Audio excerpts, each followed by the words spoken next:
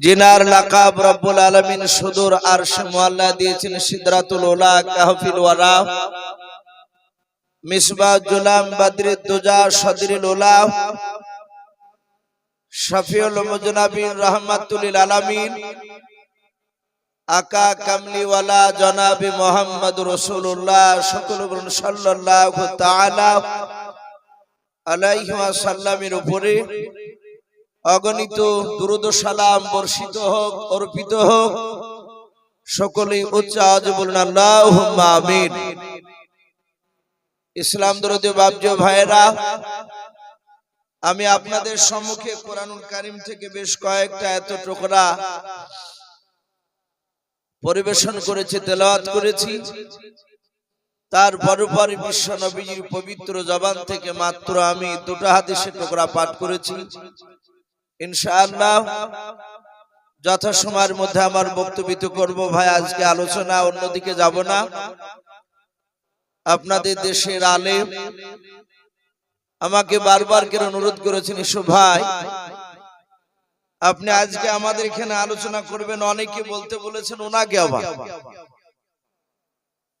যে আমাদের সারা পৃথিবীর শ্রেষ্ঠ নবী জনাবে মুহাম্মদ রাসূলুল্লাহ, একটু বাপজি ঠোঁটটা নড়ে বলুন সাল্লাল্লাহু আলাইহি ওয়াসাল্লাম সম্পর্কে একটু কথা আলোচনা করতে বলেছেন। আমি আজকে বাপজি অন্য ভূমিকার দিকে যাব না, সোজাসুজি নবীজির কথার দিকে বাপজি চলে আসি। যেহেতু ঠান্ডা রাত্রির আপনারা যারা বসে আছেন, দু চারজন করে যদি বাপজি মিনিট 20 মধ্যে যদি উঠে চলে যান, যা দুটো বাপজি সামনে পেয়েছি মানুষ, এগুলো আর পাওয়া যাবে না। এই জন্য বাপজি আমরা উঠাউঠি করব না। খুব জরুরত যদি না হয় তাহলে বাপজি আমরা কিছুক্ষণ একটু বসি এবং আখিরি দোয়া নিয়ে আমরা সকলেই বাড়ি যাব। বলুন ইনশাআল্লাহ। আমরা সকলেই জানি জীবনী, তা আমরা সকলেই জানি মুহাম্মদ সাল্লাল্লাহু তাআলা আলাইহি ওয়াসাল্লাম। খুব অসুবিধা মনে হচ্ছে, একটু হালকা কমে একটু সাউন্ডটা বাড়ান তাইলে হবে।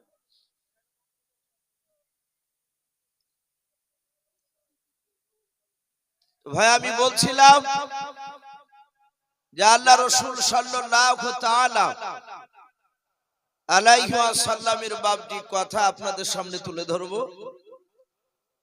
আমরা সকলেই জানি যে আমাদের নবীর নাম মুহাম্মদ সাল্লাল্লাহু আলাইহি ওয়াসাল্লাম। এই নবীজির বাপজি আব্বার নাম হযরত আব্দুল্লাহ। আব্দুল্লাহর আব্বাজার নাম আব্দুল মুত্তালিব, আর আব্দুল মুত্তালিবের আব্বাজার নাম বনি হাশিম।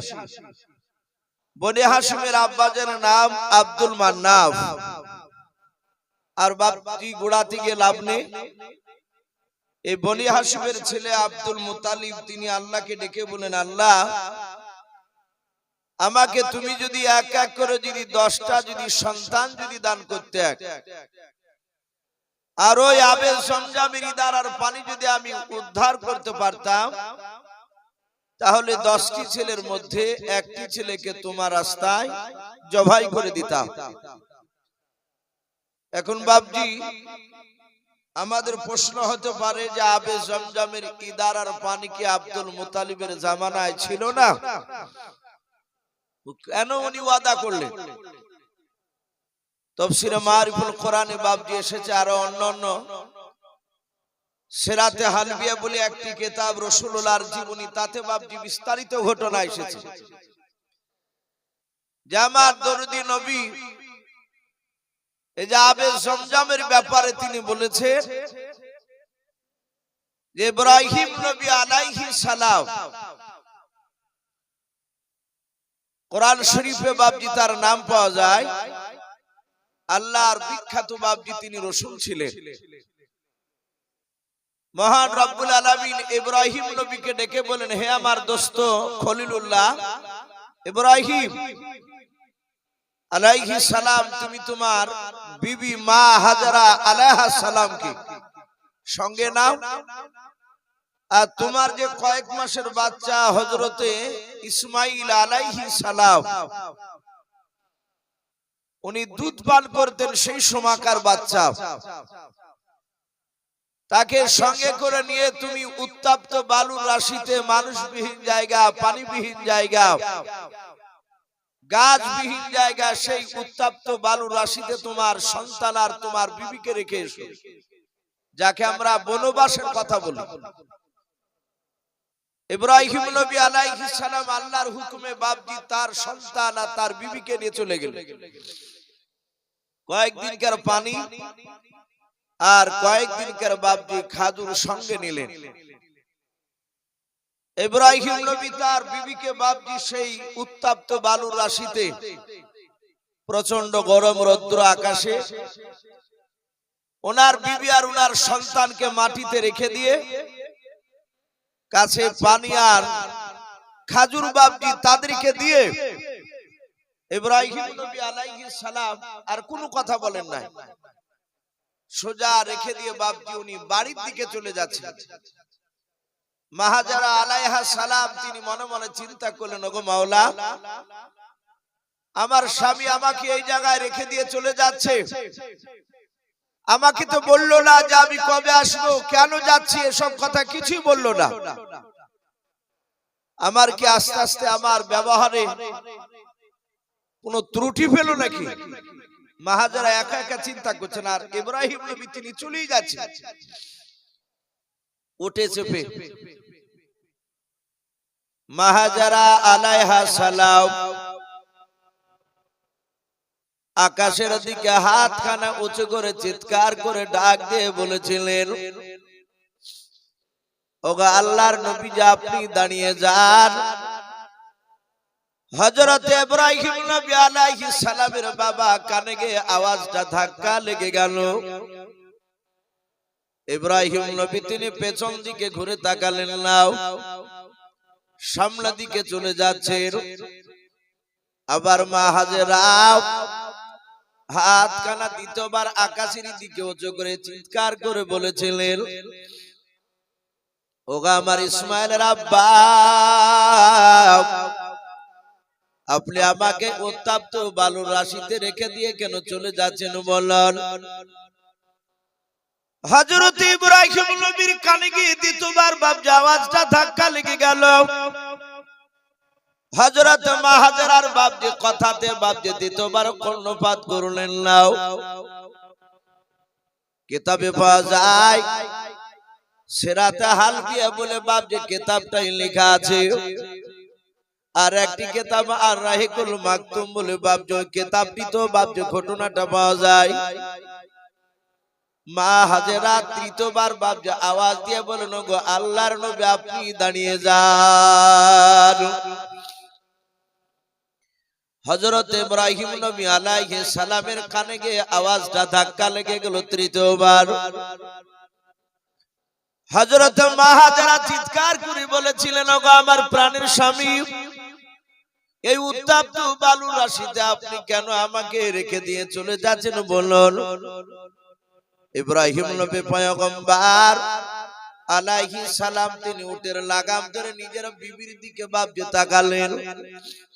কিতাবে পাওয়া যায় উনি জবান দিয়ে কথা বলেন নাই, আর বেতে বাপজি পুরা হাতটাকে আপনার ইয়াদুন বলা হয়, ইয়াদুন মানে হাত। ইব্রাহিম নবী ওনার বিবির কাছে গেলেন না, উনি দূর থেকে দাঁড়িয়ে ওনার বিবির দিকে তাকিয়ে এই হাত খানা আকাশের দিকে বাবা উঁচু করার পর এই আঙুলটাকে শাহাদাত আঙুল বলা হয়। এই আঙুলটা আকাশের দিকে লক্ষ্য করে ইশারা করে বোঝাতে চাইলেন, আমি আল্লাহর হুকুমে রেখে গেলাম। জোরে বলুন সুবহানাল্লাহ। মা হাজেরা আলাইহাস সালাম উনি আর চতুর্থবার বাপজি ডাকলেন না, উনার বুঝতে আর বাকি থাকলো না যে আমার স্বামী আমাকে কেন রেখে গেলে। ইব্রাহিম আলাইহিস সালাম তিনি চলে গেলে, মা হাজেরা সেখানে থেকে গেলে। কিতাবে লিখেছে ওই আকাশে ওই মরুভূমির ওপর দিয়ে বাপজি পাখিও যাতায়াত কম করত। এক ফোঁটা পানির ব্যবস্থা সেই মরুভূমির ময়দানে পাওয়া যেত না। মানুষ ওদিক দিয়ে যেটুকুই নেই, মাহাজারার যে পানি আর খাবার যা ছিল সব ফুরে গেছে। কিতাবে লিখেছে বাপজি 3 দিন ধরে তাদের পেটে বাপজি পানি আর খাবার যায়নি। মাহাজারা আলাইহা সালাম দেখলেন তার হামাগুড়ি দেওয়া বাপজি সেই সন্তান ইসমাইল আলাইহিস সালাম দুধ খাওয়ার জন্য কান্না শুরু করে দিলেন। মাহাজারা তার সন্তানকে তুলে বাপজি তার ডান দিকের স্তনে মুখ লাগালেন। মুখ লাগিয়ে টানাটানি করে এক ফোঁটা দুধ বের হলো না।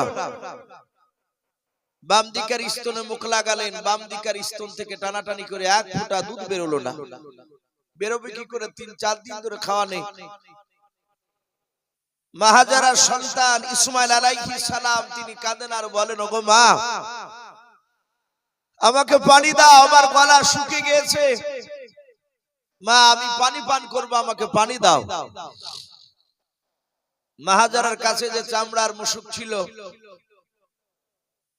সেটা খোঁজাখুঁজি করে সঙ্গে সঙ্গে বাপজি দেখলেন চামড়ার মুশুকেও পানি নাই, পানি ফুরে গিয়েছে। মাহাজারা দেখলেন সন্তানকে তো বাঁচানো সম্ভব হবে না যদি পানির ব্যবস্থা না করতে পারি। তফসিরে এসেছে ওনার সন্তানকে বাপজি সেই মরুভূমির বালিতে রেখে দিয়ে চামড়ার মুশুকটা হাতে করে নিয়ে উনি চারিদিকে বাপজি দৌড়াতে শুরু করলে যে দেখি ময়দানে কোথাও পানির ঝর্ণা পাওয়া যায় কিনা। মাহাজারা আলাইহা সালাম অনেকটা দূর দৌড়াদৌড়ি করে দেখলেন, বাবা কোথাও পানির ঝর্ণা পেলেন না। কোরআন শরীফে বাপজি তাফসীর মারিফুল কোরআনে বাপজি পাওয়া যায় হযরত মাহাজারা আলাইহা সালাম অনেকটা দূর বাপজি চলে গেলেন। হযরত ইসমাইল থেকে অনেকটা দূর আড়াল হয়ে গিয়েছেন। ইসমাইল তার মা হাজারা আলাইহা সালামকে দেখতে পান নাই। হাজারা নিজের সন্তানের দিকে নজর পড়ে নাও। উনি পানি খুঁজতে খুঁজতে এতটা দূর বাপজি চলে গিয়েছেন। উনি অনেকটা দূরে লক্ষ্য করে দেখলেন, বাবা একটা পাহাড় দেখতে পাওয়া যায়। ওই পাহাড়টার নাম কোরআন শরীফে এসেছে মারওয়া। ওই পাহাড়টাই মা হাজারা আলাইহা সালাম। আচ্ছা ভাই, এখানে যদি কেউ থাকে না দেখেন, একজন মেয়ে পেছন থেকে ইশারা করছে, বারবার দেখাচ্ছে, ও বলছে ওলাই ওলাই করছে, একটু ঘুরে দেখে আপনার বাড়ির মানুষ। হযরত মা হাজারা আলাইহা সালাম ওই পাহাড়ের দিকে লক্ষ্য করে দেখলেন, রে বাবা, পাহাড় থেকে মনে হচ্ছে পানির ঝর্ণা বয়ে আসতেছে। কোরআন শরীফে পাহাড়টার নাম এসেছে সফা। ওই পাহাড়ের কাছে গিয়ে দেখেন পাহাড়ে পানি নাই। কাছে গিয়ে দেখেন যে জায়গাগুলোতে পানি নামছিল দেখে মনে হচ্ছিল ঝড় ছিল, ওগুলো দেখলো পানি নাই, পাহাড়ের মরিচিকাও। ওই সাফা পাহাড় থেকে আবার চারিদিকে লক্ষ্য করে দেখলেন সামনে আর একটা পাহাড় দেখতে পাওয়া গেল। কোরআন ওই পাহাড়টার নাম বাপজি পাওয়া যায়। ওই পাহাড়টার নাম এসেছে বাপজি মারওয়া। ওই মারওয়া পাহাড়ে গিয়ে দেখেন সেখানেও বাপজি পাহাড়ের মরিচিকাও।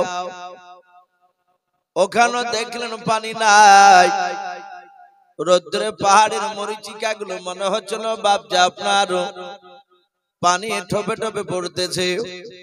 ও বাপজি ভাইরাও, বাস্তবে পরীক্ষা করে দেখবেন পিচের রাস্তাও আপনাদের ভাতশালা থেকে যে বাপজি আপনার যোগিন্দার দিকে যে রাস্তাটা চলে যাচ্ছে পাকা রাস্তাও, ওই রাস্তাটা বাপজি রৌদ্রের সময় দুপুর বেলায় বাপজি 12টার দিকে তাকে দেখবেন আঁকা বাঁকা যদি রাস্তা না হয়, সোজা রাস্তা যদি 1-2 কিলোমিটার যদি রাস্তা হয় রে বাবা, দুপুর বেলা ওই পিচের রাস্তার দিকে তাকাবেন, দেখবেন দূর থেকে মনে হয় পানি টলমল করছে, কাছে গিয়ে দেখবেন পানি নাই, ওই পাথরগুলো রৌদ্রে বাপজি পানি মনে হয়।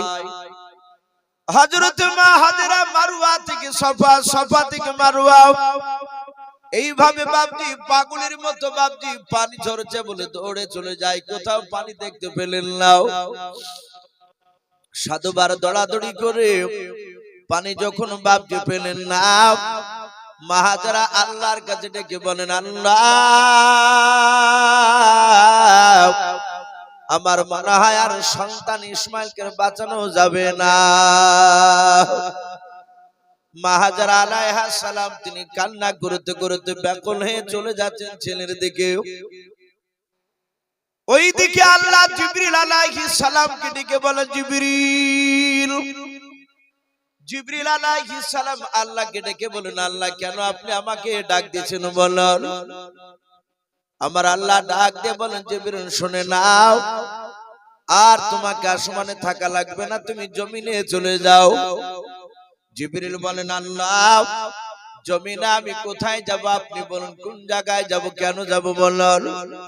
আল্লাহ ডেকে বলেন, জিবরিল শুনে নাও, আমি ইব্রাহিম আলাইহিস সালাম, মা হাজরা আলাইহা সালাম, ইসমাইল আলাইহিস সালাম, ওদের বাপ আর মা আর সন্তানের আমি 3 জনের ইমতিহান নিয়েছি, আমি পরীক্ষা নিয়েছি রে জিবরিল। যাও, ওরা ইমতিহানে পাশ করে গিয়েছে, পরীক্ষায় পাশ করে গিয়েছে, যাও। আমি মা হাজরা আলাইহা সালামকে আমি পানি ব্যবস্থা করে দিই নাই। আচ্ছা বলুন, আল্লাহ ইচ্ছা করলে কি পাহাড় থেকে পানি বের করতে পারতেন না? পারতেন না? আমার আল্লাহ একবার ইশারা করলে পাহাড় ফেটে পানি বেরিয়ে যেত। আল্লাহ ডেকে বলেন, জিবরিল যাও, আমি ইসমাইলের মা হাজরা আলাইহা সালামকে আমি পানির ব্যবস্থা করে দিই নাই। যাও, আমার ইসমাইল পানি পানি করে কান্না করেছে। ইসমাইলের সামনে 2.5 থেকে 3 লাখ সামনে, শুনে নাও জিবরিল, আমি তোমাকে একটা পাখা দিই নাই, 2টা পাখা দিই নাই। আল্লাহর নবী বলেন, জিবরিল আলাইহিস সালামের গোটা দেহখানে বাবা 600 খানা ডানা ফিট করা আছে, বলুন সুবহানাল্লাহ। আল্লাহর নবী বলেন, জিবরিলের ডানাগুলো এত বড় ডানাগুলো রে বাবা। নবী বলেন, মাত্র জিবরিল আলাইহিস সালাম যদি 2টো ডানা 60 করে দেয়, গোটা পৃথিবীটা জিবরিলের বগলে তলে হয়ে যায়। এত বড় সম্রাট জিবরিল আলাইহিস সালাম। আল্লাহ ডেকে বলেন, জিবরিল যাও, আমার হযরত ইসমাইল আলাইহিস সালামের 3 হাত দূরে সামনে গিয়েও তোমার ডান দিকের একটা পাখা খানাও 60 করে তুমি মাটিতে তুমি আঘাত করবা। জিবরিল, মাটিতে আঘাত করলে দেখবা মাটি ফেটে যাবে, আর মাটি ফেটে গেলে আমার কুদরত সেখান থেকে দেখতে বাবা প্রকাশ করব আমি। হযরতে জিবরিল আলাইহিস সালাম তিনি চলে আসলেন, আঘাত করলেন মাটিতে, মাটি ফেটে পানি বের হতে লাগলো। জিবরিল বলেন, আল্লাহ তুমি বললা তোমার কুদরত তুমি বাইর করবাও, এই পানি সচরাচর অনেক জায়গা আমি দেখতে পাই, এমন কি নতুন কুদরত তো দেখতে পেলাম না। আল্লাহ ডেকে বলেন, জিবরিল শুনে নাও, এ পানি দুনিয়ার সেই পানি না। আমার আল্লাহ বললেন, আমি এই পানিটাকে সারা পৃথিবীর মধ্যে আমি দামি পানি বানিয়ে দিলাম, জোরে বলুন সুবহানাল্লাহ। ওই পানিটার নাম তাফসীরে লিখেছে বাপটি আবি জামজাম। হযরত ইসমাইল আলাইহিস সালাম তিনি খেলেন, জিবরিল আলাইহিস সালাম তিনি অদৃশ্য হয়ে গেলেন, পানি নিয়ে খেলা করছিলেন। মা হাজরা আলাইহা সালাম কাছে এসে বাপটি পানি দেখে আল্লাহর কাছে শুকরিয়া আদায় করলেন। উনি কাকর বালি দিয়ে বাপটি পানিটাকে বান দিয়ে দিলেন, যাকে আমরা বলি ঘিরে দিলেন। মুফাসসিরিন কেরাম লিখেছেন, যদি পানিটা যদি ঘিরে না দিতে তাহলে আপনাদের এই ডমকুল দক্ষিণনগরে গ্রামে বাপটি ওই পানিটা চলে আসতো। আমার মনে হয় পানিটা চলে আসলেও আজ যে মূল্য আছে ওরকম মূল্য বাপটি থাকতো না। আমরা জানি যে পৃথিবীর মধ্যে বাপজি 2টো পানি দাঁড়িয়ে খাওয়া সুন্নাত। একটা হচ্ছে অজু করার পরে পানি এক ঢোক দু ঢোক বাপজি বদনায় থেকে যায়।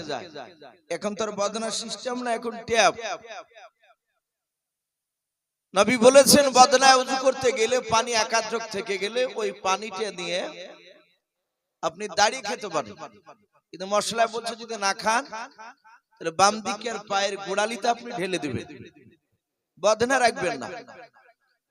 2 নাম্বার পানি বাপজি খাওয়া সুন্নাত দাঁড়িয়ে, এ কোন রকমে বসে খাওয়া যাবে না। সেটা হচ্ছে আবে জমজমের পানি।